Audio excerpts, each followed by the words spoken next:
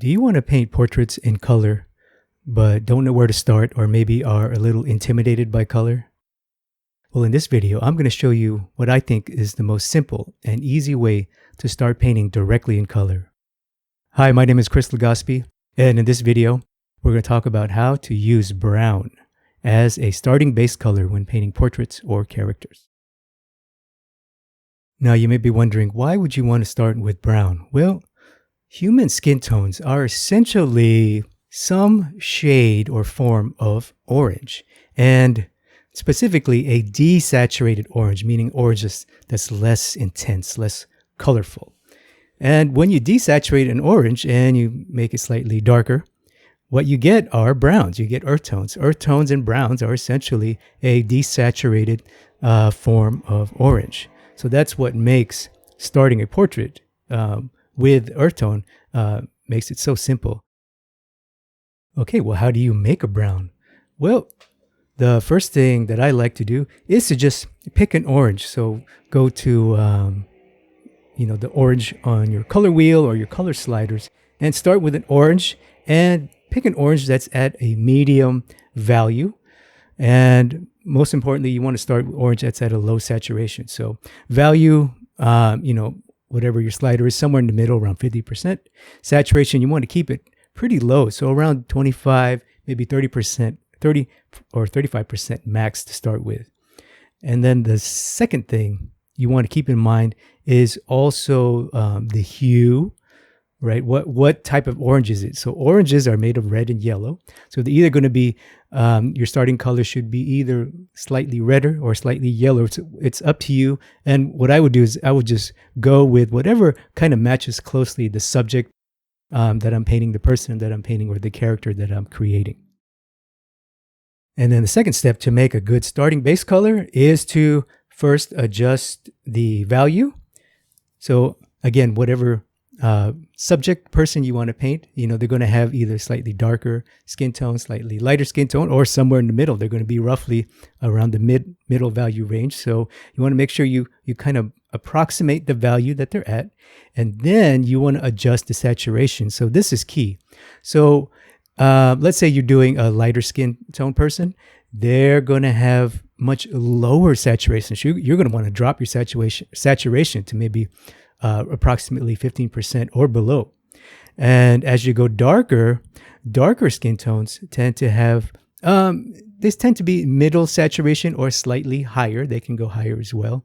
Again, depending on the look you want or the person you want to paint. And the most important thing to keep in mind is middle value tones will have the highest saturation. So if you want someone with like a rich, dark, tan skin color, for example, they're going to probably be in the value-wise in the middle value range. So keep that in mind when you're adjusting your saturation. And here's a look at the actual numbers of the starting base color I'm using in this example. Okay, once you have your starting base color, obviously you want it to be more realistic. You can't keep it one color, a flat color. So to make it feel more natural, more real, we're going to have to add color variation. There's lots of ways to add color variation. You want to vary the value. You want to vary the color as well. And there's lots of techniques that you can use. The simplest and most easiest technique is really just a simple gradation or adding gradients. And you could do this numerous ways. You can use soft brushes, you can use texture brushes, or you can just simply use the gradient tool, really powerful and simple tool.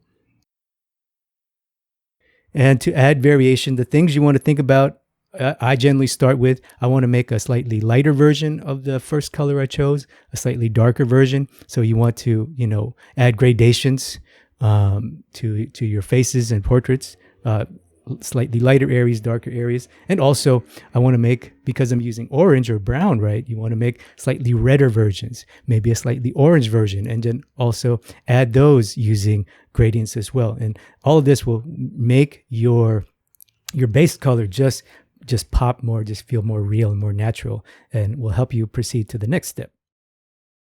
Okay, now you got your base color, and you're ready to start painting in color. Obviously, the last thing the next thing to do is to just continue to develop the painting, and this will add even more color and more naturalism.